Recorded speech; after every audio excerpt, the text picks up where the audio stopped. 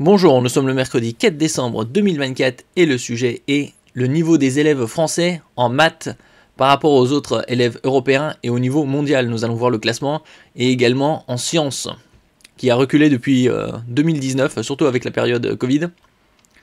Et donc également l'écart entre élèves garçons et filles.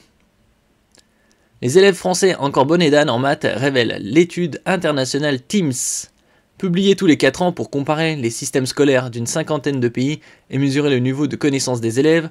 La dernière étude TIMSS vient de tomber. Ce mercredi 4 décembre 2024, le ministère de l'Éducation nationale a décrypté les mauvais résultats des écoliers et collégiens français en mathématiques, mais des motifs d'espoir existent selon des spécialistes. Voilà, l'espoir fait vivre. N'oubliez pas de vous abonner pour plus de news nationales, européennes et internationales sur ce monde merveilleux dans lequel nous vivons. La France dans les tréfonds du classement. Bonnet d'âne en 2020, les plus de 8000 CM1 et 4e français qui ont passé ces tests en 2023 ont-ils progressé par rapport à leur aîné?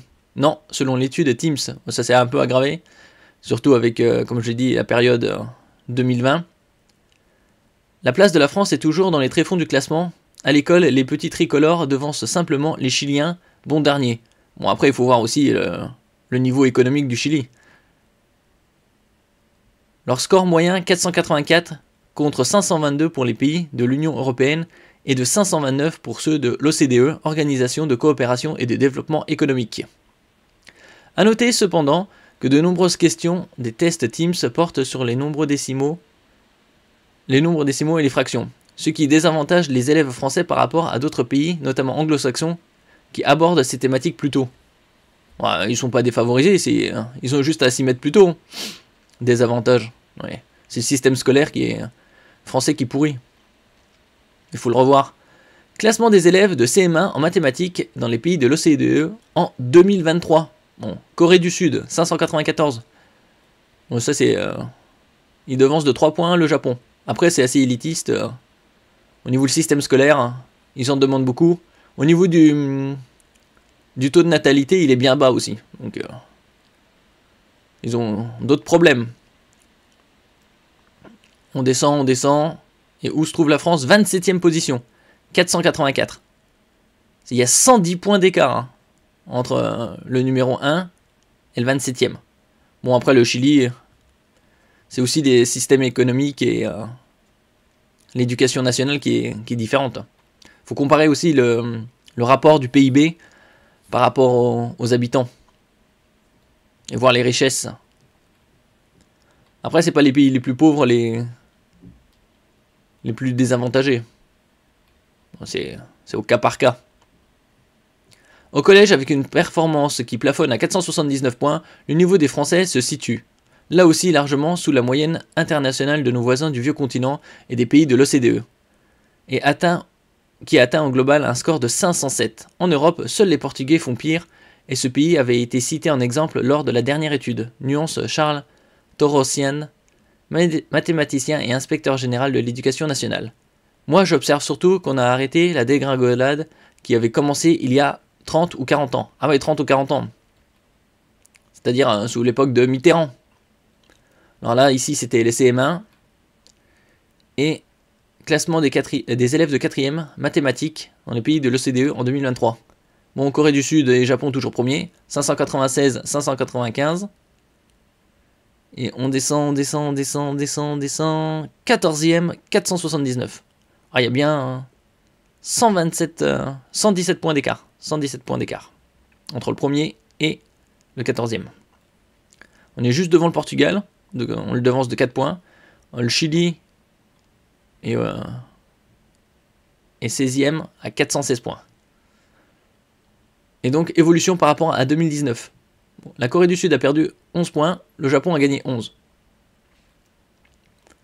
Ça veut dire qu'ils étaient à plus de 600 points, la Corée du Sud. Les États-Unis ont perdu 27 points. La France, 4 points.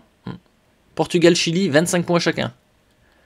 Et dans l'autre, les CM1, Corée du Sud, ils avaient perdu 5 points.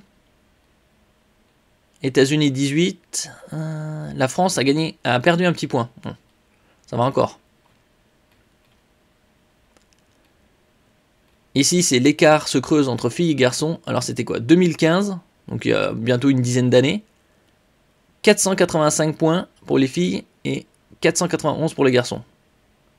Et à partir de 2019, ça s'est nettement accru. 478. Et c'est resté pour les filles. Donc c'est descendu de 7 points. C'est resté stable à 491 pour les garçons. Et en 2023, ça a augmenté. C'est passé de 491 à 496. Donc plus 5 points. Tandis que les filles, elles ont perdu 5 points.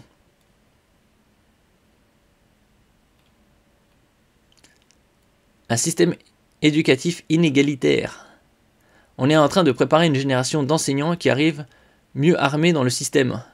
Note confiant Charles Torassian. On verra bien ça. Écart des scores en mathématiques selon le statut socio-économique des élèves en 2023. Résultat sur les élèves de CM1.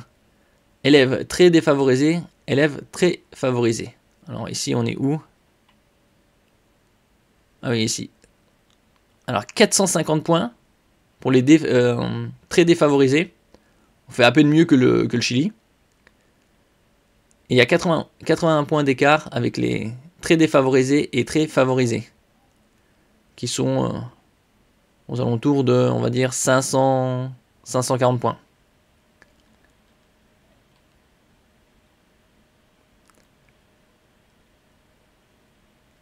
Même le Japon, qui a des élèves très défavorisés, est largement supérieur aux élèves très favorisés en France.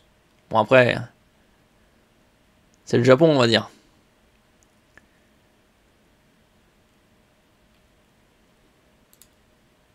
Le niveau des élèves français en maths et en sciences est en dessous de la moyenne de l'OCDE, mais cesse de chuter selon une étude internationale.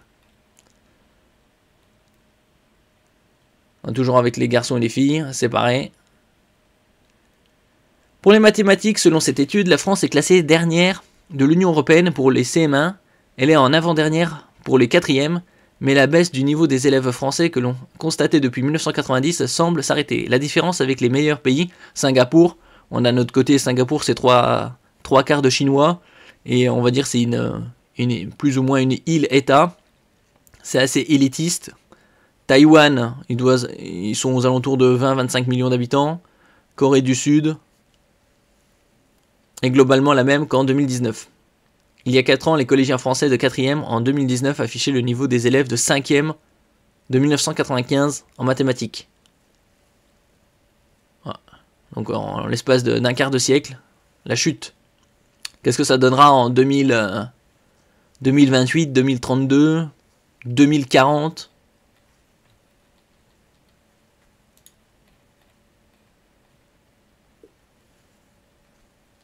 Et donc, on verra avec leur choc des savoirs, est-ce que ça s'améliorera ou non. Merci pour votre écoute et à la prochaine.